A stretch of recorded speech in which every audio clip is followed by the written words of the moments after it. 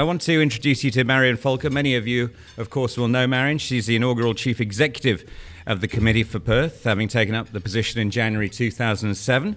She was previously the Executive Director of the Urban Development Institute of Australia. In the past decade, she's travelled extensively throughout the United States, Europe, UK and Australasia to examine how cities work. Her research focus has been on a range of topics such as inner city vibrancy, public transport, governance, cultural events and institutions, and waterfront developments. She's going to show you some holiday snaps this afternoon, ladies and gentlemen, but they'll be very useful. Please make her welcome.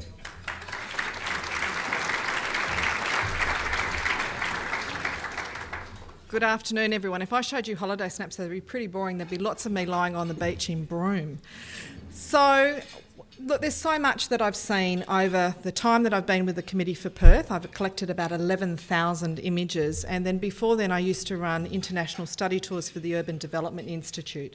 So during those I probably collected about 5,000. I really wanted to hone in today on two very important issues that I think are very relevant to the discussion and planning that is happening now around light rail and urban transformation, and then also the waterfront and cultural centres.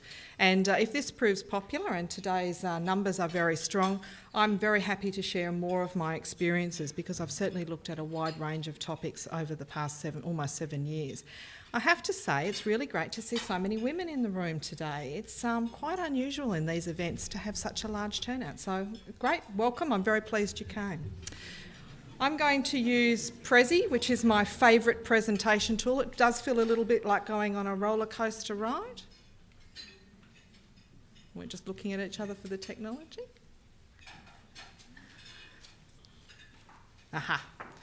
So the Committee for Perth, as John mentioned, is an evidence-based organisation. We don't talk on a topic unless we know a lot about it.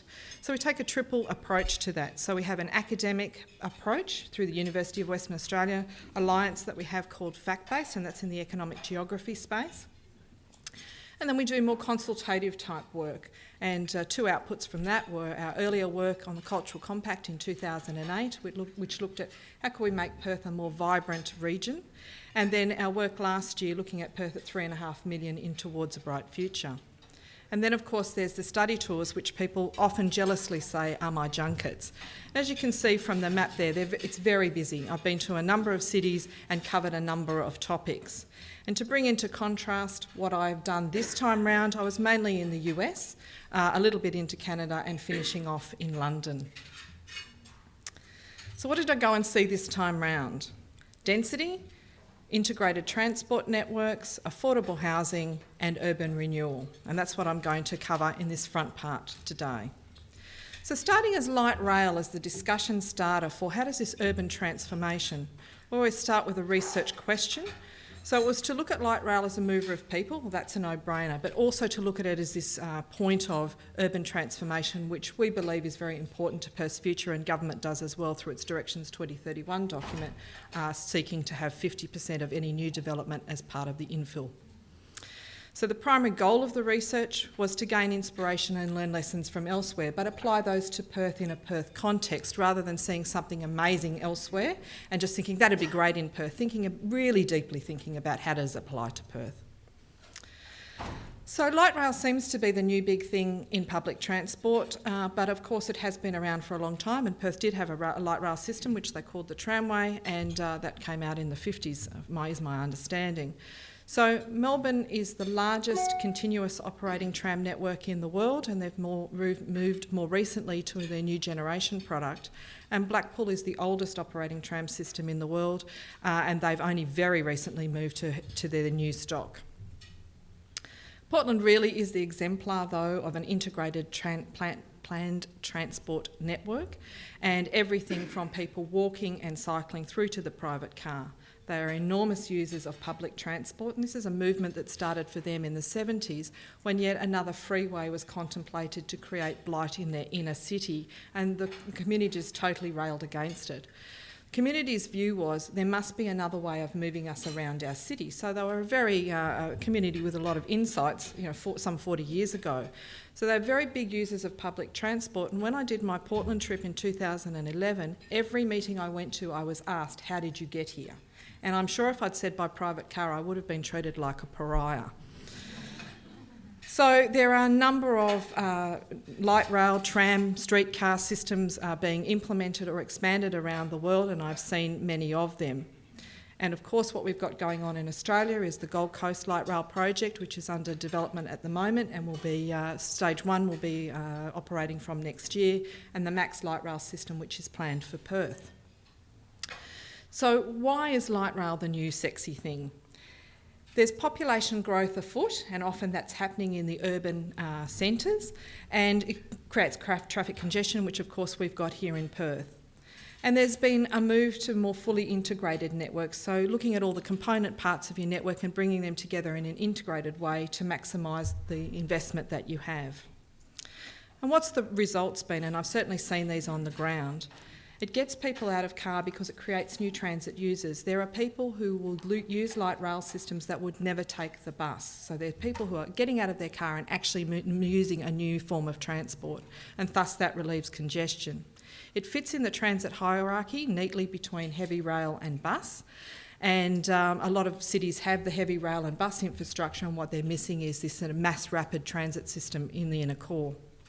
Drives urban development and urban regeneration, which I'm very pleased to have seen, and I'll talk to you a little bit about that during the presentation.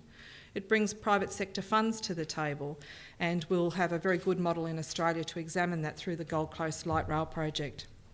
And of course, the less people that are in cars, decreasing car exhaust, and therefore an improvement to the air quality.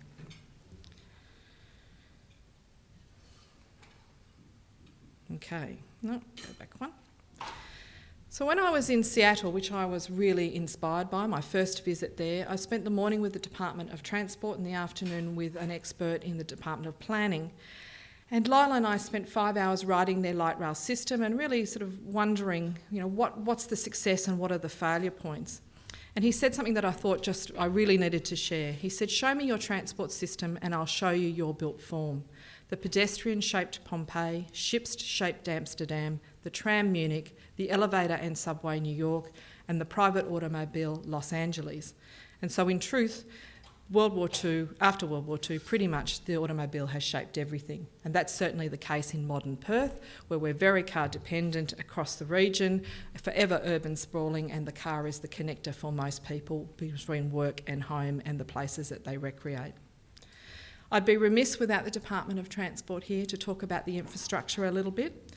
So here's an up-close and personal shot of the Manchester system, and the trigger for that was having a mass rapid transit solution around the Commonwealth, hosting the Commonwealth Games.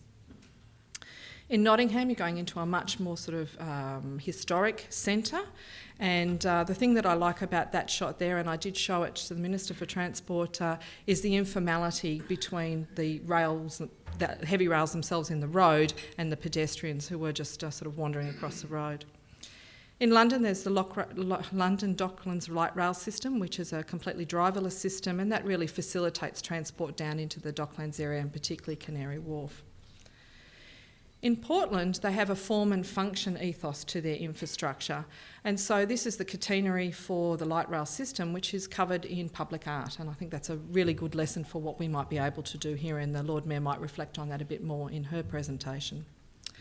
In Blackpool, I was there on the day that they took a delivery of their light rail new generation, and I was at their depot. It's actually on the waterfront, the greatest waste of land I've ever seen. So I don't think we're planning that in Perth, but it's certainly a lesson for us to make sure that the depot, which is quite a big piece of infrastructure and certainly got a lot of noise and people working shift work around it, is in the most appropriate place. In Sheffield, here's a picture of people using the transit, and it's just people from all sort of walks of life. And there I am in the depot with a gentleman, Jim Harkis, who's got those very sophisticated whiskers there. And he hosted me for 2 days in 2011, and he's the secretary of the All-Party Parliamentary Light Rail Group. And it's such an important part of the growth and development of cities across the UK that they have a totally bipartisan approach to this infrastructure. So, there you go, transport guys, I've covered off your bit. Here in Portland, I was really impressed with it being one of those cities that's really trying to walk the talk and in a very genuine way. And so there's a lot of urban revitalisation going on, and there's a public square there, which is co-located with the light rail station.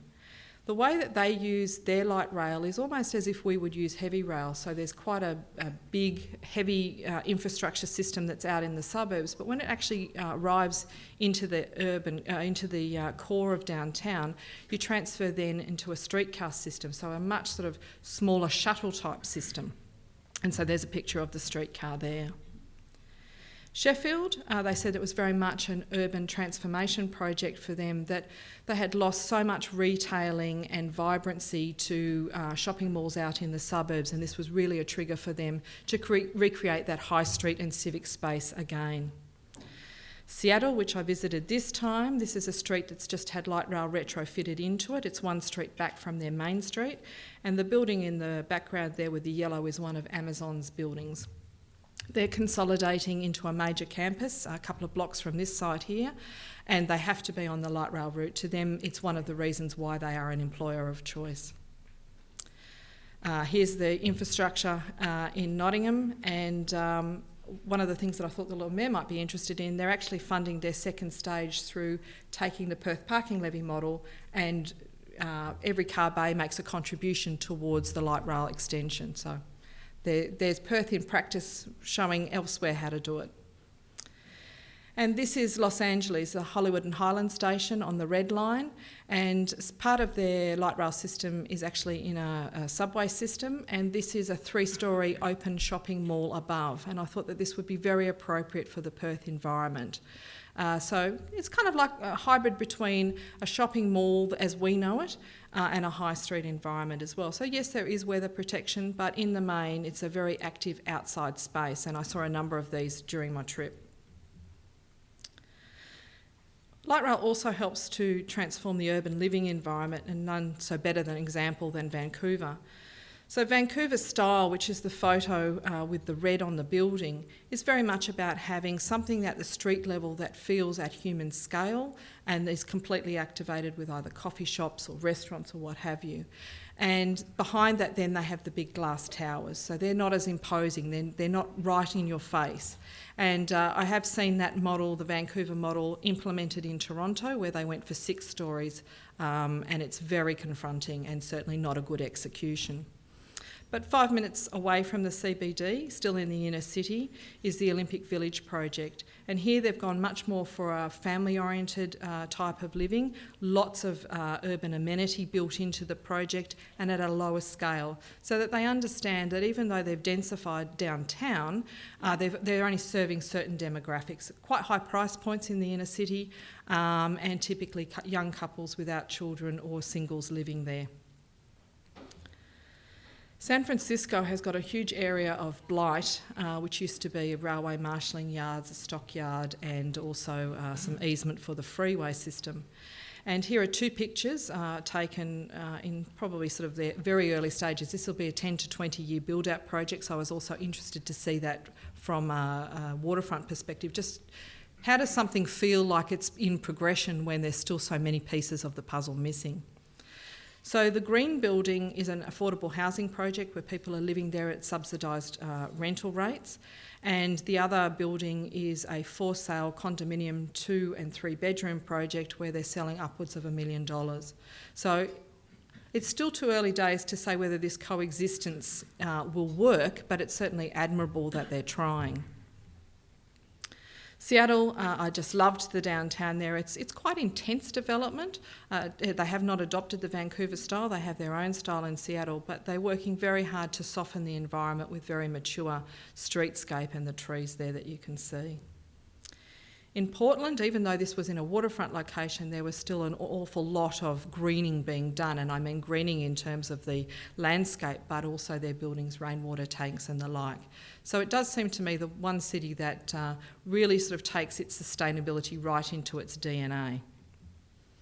And this is Los Angeles, the greater Los Angeles area. So Union Station, which is the sort of heavy infrastructure there, and the cream buildings, that's their central station, so obviously co-located with some newer living product. And then the buildings that are red, orange, depending on your colour point of view, are actually in Pasadena, which is a city separate to LA but in the greater Los Angeles area. And you can see just how integrated that housing project is with the actual infrastructure itself. Incredibly brave, but I was told that the take-up rates were very substantial, and being located or co-located with the infrastructure was not seen to be an impediment. I think really when you're talking about downtowns, every city wanted to show me their jewel in the crown, and that was their downtown revitalisation, where they've managed to move more people back into the inner city. But when you get out on their light rail systems and you're going 10 and 20 minutes out from the CBD, I really wanted to understand what role light rail played in the regeneration beyond just the downtown. And I really think Seattle for us is the exemplar. So here's an affordable housing project, like you would expect to see, I would imagine. It's 4-storey walk-up, quite simple and cheap construction. And this is 180 degrees on the same corner. Much more sort of family-style housing there, number of families living quite close together, but park space behind. So what you're giving up in your backyard, you're getting in a more community environment. This is, both of those first two projects were affordable housing projects or aged assisted living projects. This one here is a full market project and on the opposite corner. So it just goes to show that there's a real sort of ethos in that Pacific Northwest region of the US about having all sorts of demographics living very close together. This, though, I think is the gem. You could put this in Dalkeith and I hope you wouldn't get a murmur. 3 different types of demographics live in this building. So it presents to the street front, in a very sort of simple suburban way. It looks a little bit Desperate Housewives to me with a 3rd story on top. But there's a studio apartment, there's family living, and then there's couples living. And like I said, I really think that this could be very appropriate for Perth and would counter some of the hysteria that we tend to get when we talk about density, because density at this scale is certainly not scary. Vancouver, however, was a bit of a mixed bag. So their downtown is so fantastic and certainly is the exemplar. But when you get out in the suburbs, it's not so much the same. So they have a light rail system that's at grade as also 1 story above. It's the SkyTrain system.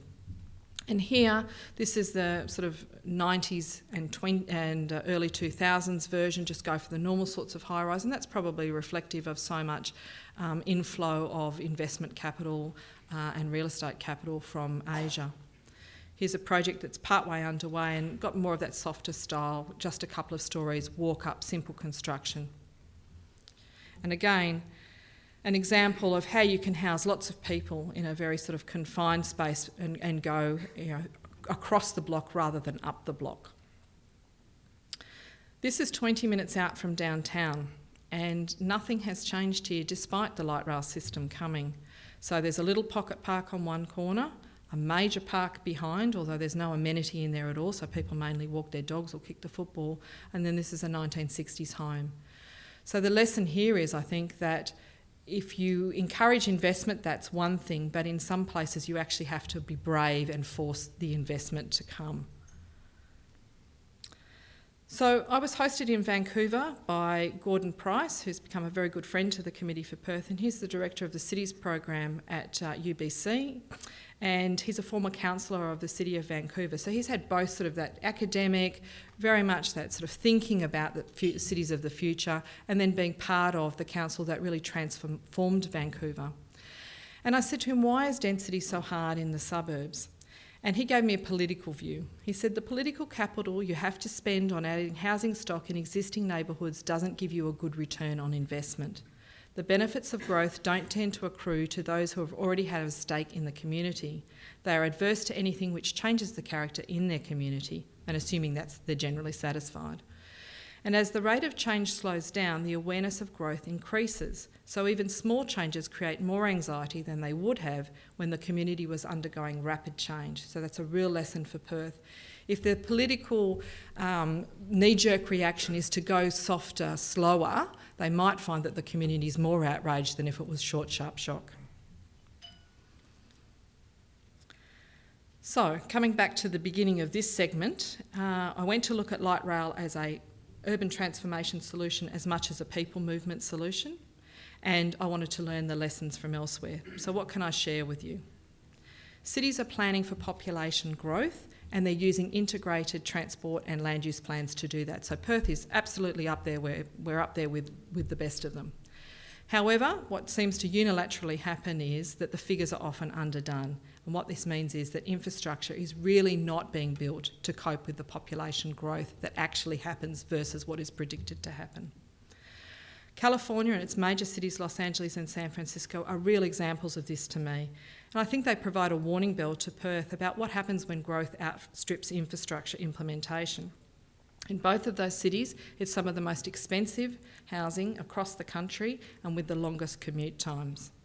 And I've got a graph here to show you, which if you just start from the bottom and work up, this is the population growth the population's figures from the states that I visited while I was away.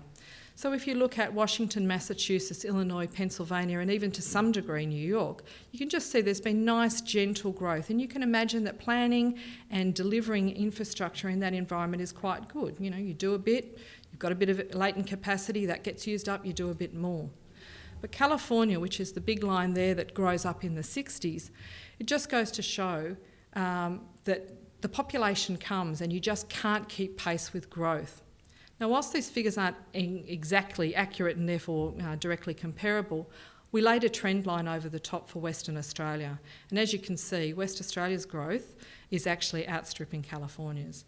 So that to me is fairly alarming, that if we don't keep pace, if we do not have infrastructure that helps to serve the community to move around, to have a good economy and a productive economy, what we could have is some of the most expensive housing and the most congested cities, and that's starting to ring a bit of a bell here for Perth.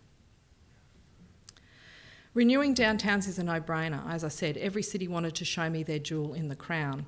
And of course, they're using existing land and infrastructure to create these great new urban environments. And there's a real driver for housing people closer to work. The longer commute times is really frustrating people and feels non-productive. The inner city population of Perth is growing, and that appeals to a certain sort of demographic. And so the sort of housing mix and choice should be considered in its future. But blight is often the trigger for urban renewal, and we've had that in Perth ourselves. So we've done East Perth and Subiaco, we're now working on Northbridge, and there's some very ambitious plans for Scarborough and Fremantle. And this is a piece of work we did with Fred Kent from Project from Public Spaces quite a few years ago now, so it's not exactly accurate, but it's fairly telling. We asked the people who are coming, so the members and sort of senior bureaucrats, tell us your 5 best places for Perth, your 5 worst and the 5 with the most opportunity. So the green spots are the places that we love the most, many of them centred around the natural environment and also our more historic areas.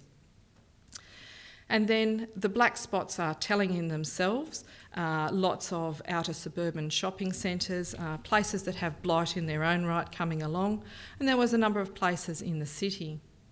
And then the silver ones are those with the most opportunity. And as you can see, there's a huge cluster of those around the Perth waterfront, and that was before that project was alive and well. But what you see in Northbridge is as many of the good as you see of the bad. And Fred's reflection on that was people love the character of Northbridge. There's just some of the social elements they may not like, and that's definitely improved since we did this piece of work. So it does go to show that we like environments where we can see layers of our history and make sense of Perth. And so that's a lesson for us as well. But I do wonder how many more areas of blight that we've got that would accommodate an inner city and a sort of middle ring population growth that is the aspiration of Directions 2031. So creating density in the suburbs is unpopular in my findings, with existing residents feeling quite affronted by it and politicians feeling fairly reluctant to go there.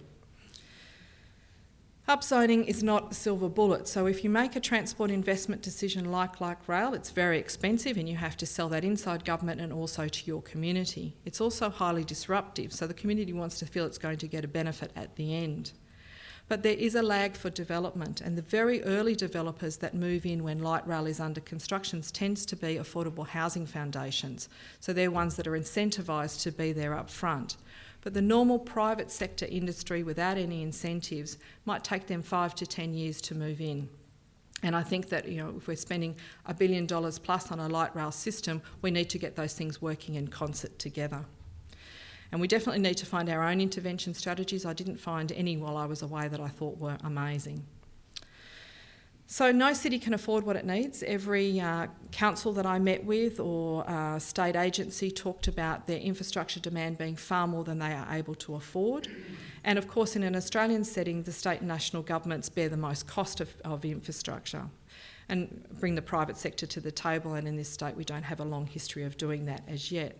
The funding models I saw when I was travelling are just not directly relevant at all, and they are very jurisdictionally specific. Of course, in an American context, the cities play an enormous role in bringing infrastructure to bear. But we do have some projects going on in Australia that I hope will be successful. We've had a few failures in more recent times, but I do hope the Gold Coast Light Rail model is a way for us forward in thinking about funding. Thank you, Marion. Time for part two. Time for part two. Okay, moving on to waterfronts. Very close to home and just out the door there, and we can see all the Tonka trucks moving around. What I wanted to do was be informed about the Perth waterfront project as best I could. So it had been on the books when I started at the Committee for Perth. There was a real desire to see the Perth waterfront project be realised. And so what I wanted to do was understand waterfront environments in other cities and particularly look at the cultural institutions and offerings that were wrapped around those. And of course, a principal tenement in our research is always to understand the opportunities for Perth.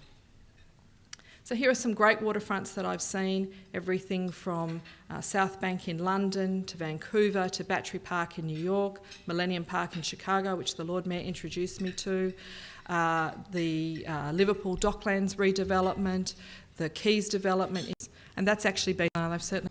You mentioned that short and sharp infrastructure approach because they've certainly had a lot of pain and agony putting their light rail system in, and I know that the Department of Transport see that as the project that you would never want to repeat in your own jurisdiction. Look, to answer that in a different way, in San Francisco they actually pulled a freeway down. It was damaged in the earthquake, and the instant community response was, let's rebuild it straight away. We need to get our traffic management system for cars back to optimum ASAP. And then there was just a quiet push from the community saying, is this the best use of our money? Or could we improve public transport and actually never rebuild this? And that's actually been the result. So they've reclaimed their waterfront area for people mainly, improved their ferry system and expanded their streetcar system. And so it sometimes just takes those quiet voices in the community that start to gather some momentum. But I think the knee-jerk reaction of a community is, let's just get something straight away back to what it was before. And you really need to have that more critical view is that the best spend of money? Thank you, Marion. Time for part two. Time for part two. Okay, moving on to waterfronts. Very close to home and just out the door there, and we can see all the Tonka trucks moving around. What I wanted to do was be informed about the Perth waterfront project as best I could. So it had been on the books when I started at the Committee for Perth. There was a real desire to see the Perth waterfront project be realised. And so what I wanted to do was understand waterfront environments in other cities and particularly look at the cultural institutions and offerings that were wrapped around those. And of course, a principal tenement in our research is always to understand the opportunities for Perth. So here are some great waterfronts that I've seen, everything from South Bank in London to Vancouver to Battery Park in New York, Millennium Park in Chicago, which the Lord Mayor introduced me to, the Liverpool Docklands redevelopment, the Keys development in Newcastle, and of course the Sydney Harbour. And as a Sydney girl, I have to say I think it still is one of the most beautiful waterways in the world. So as Richard Weller says, what this is a pretty girl in a great frock, this iconic shot. So what happens in this place at the end of Circular Quay, the Opera House? There are so many things that happen there, mostly cultural, but not all. And so the principle of placemaking is have one destination with 10 things to do there, and certainly the Opera House manages to achieve that. So of course it's our iconic Australian Opera House located in Sydney, but it also has a drama theatre and a number of hospitality venues, and even the forecourt, which is a particularly brutal space I have to say, has been used for Oprah and Ellen when they've come out, and really sort of reconnected, I think, even Sydney-siders to that forecourt area. So keep that in the back of your mind as we think about other cultural places that I've seen. And I tried to bring examples forward today that are also located in river environments. So the Sage in Gateshead was designed by Norman Foster. It's a very particularly beautiful building and totally out of context with the historic Docklands area it's located in. So the River Tyne runs through what is Newcastle on the northern side and Gateshead on the southern. And Gateshead is one of the most impoverished areas in the entire UK, and it still manages to have this most amazing facility. And Alec Coles organised for me to meet with the head of this institution. And when I met with him, he said to me, I just want you to come for an hour before. I want you to really see who uses this facility. So yes, it's a concert hall, just like ours. They have a modern take on a Globe Theatre, the Shakespeare's Globe Theatre, and then they also have just a black box rehearsal space. But it's also the place for their conservatorium. There was a choir of 80-year-olds rehearsing the day that I was there, and a number of tiny little people coming in with their first violin and their first guitar and having their music lessons. So it is a true community facility. And as I said, in an incredibly impoverished area, so it would have taken a lot of political bravery to put it there, because I'm sure the easiest option would have been to put it in Newcastle. It's amazing now that Newcastle Council markets Sage Gateshead as part of its offering, its cultural offering. All the reports are that it's really helped to provide social uplift, because it's a community facility that's used so broadly, but the investment has triggered a new sense of pride. So I was particularly taken with that. The Docklands area revitalisation in Liverpool on the River Mersey pays homage to one of its past history. So there's 4 different cultural institutions in that Docklands area, and I've just brought forward to show you the Beatles story, which is a recreation of the Cavern, very important part of their early days, and a really great experience, very lively and interactive, and you certainly feel like you were taken back to that moment in time. It's not all about the fun stuff that I do when I look at cultural institutions, and here's a Holocaust museum, and I have been to many of them. And the building itself is very brutal and confronting, and some of the exhibits inside are just breathtaking. They absolutely take your ability to think and comprehend away. So they're also very useful learnings for us when we think about how would you tell an Indigenous story, and particularly some of the more dramatic things that have happened in our interaction with them. Also looking at things that are very historical and almost like frozen in time, the Churchill bunker in London. It's almost like Winston Churchill walked out one day and it's remained intact ever since, and it's a fantastic facility. Something I've seen more recently that I was very excited by was the Experience Music project in Seattle. It's a Frank Gehry building, pretty out there, and a number of cities had Frank Gehry projects built in the time since I'd last seen them. And it almost seems like a badge of honour in America to have one, and you're a poor cousin if you don't. But the Experience Music project really brings forward to, I think, it's not just a local institution, it's certainly a national institution, of the different forms of music that have grown up in that area. So Nirvana, and that sort of whole grunge music, and Jimi Hendrix, and the women of rock. There's been a number of women, particularly female guitarists, that have come out of that area. And because they've had such a huge sort of buy-in from the music fraternity, a number of very high-profile guitarists have given their guitars into this arts installation, which goes for 3 stories inside the building. Looking at the Museum of the Native American Indian in Washington, a Smithsonian museum, one of the most reputable brands of museums in the world. Again, very brutal architecture, I think quite deliberate. Inside a very curatorial approach, so it's very hard to get up close and personal with the story and the customs and traditions of the Native American Indian. And really it's only in the outside environment, when you get to walk around in the landscape, that you really get a sense of it. Very few people who were working there or as tour guides were from a Native American Indian background, which I think is disappointing. But one of the real beauties there is they have an Indigenous food court. So you can just try so many different sorts of food. So you couldn't get a cheese and tomato sandwich there if your life depended on it, but you got the most amazing food, and that was really the biggest attractor for kids, where they could really get a sense of what the Native American Indian culture was about. It's not just all about institutions though, and I have to say I'm such a fan of Fringe here in Perth, but Fringe in Enver really rocks. They completely take over this historic city and go crazy, and anything goes.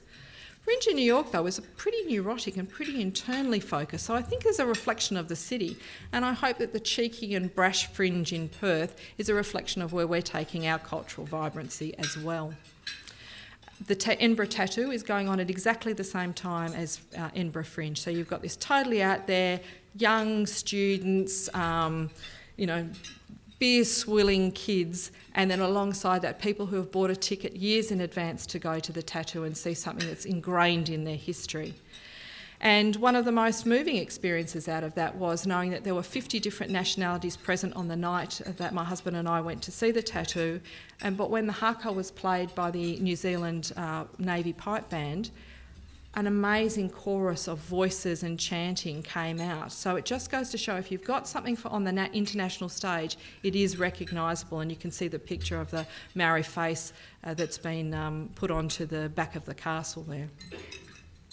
So coming back to this jewel in the crown, the circular quay in the Opera House, what would it look like without it? And what would Sydney be like without it? And if you saw the news this morning, the Opera House has been valued at $4.6 billion and called a priceless treasure. So, our Perth waterfront, what does it mean? All of these things that I've seen. So here's the latest version of the Perth waterfront project. Currently includes the Indigenous Centre, but at a later stage. If we took it off, what difference would it make? We think that the cultural centre could have that power of 10, just like the Opera House. So not only would it be a place for reconciliation and cultural practice, as it should be, but also the home potentially to Yuriyakan, the Noongar Theatre, the institutional collections could have things on rotation there, but so could the private collectors. All of the cultural tourism operators could come out of that. Could be your central meeting place like Fed Square is in Melbourne. You could have a home for some permanent Indigenous exhibitions. You could have a waterfront fusion food restaurant. The sky is endless in this discussion. And there was a business case that was created off the back of this that went to Cabinet, and there was no appetite to take it further, is my understanding. This is so brave. I've not seen anything like this anywhere else in the world that deals with Indigenous culture in this way. So you can imagine that there's a lot of political bravery that would be required, and of course very deep pockets to make it successful. So what have I learnt?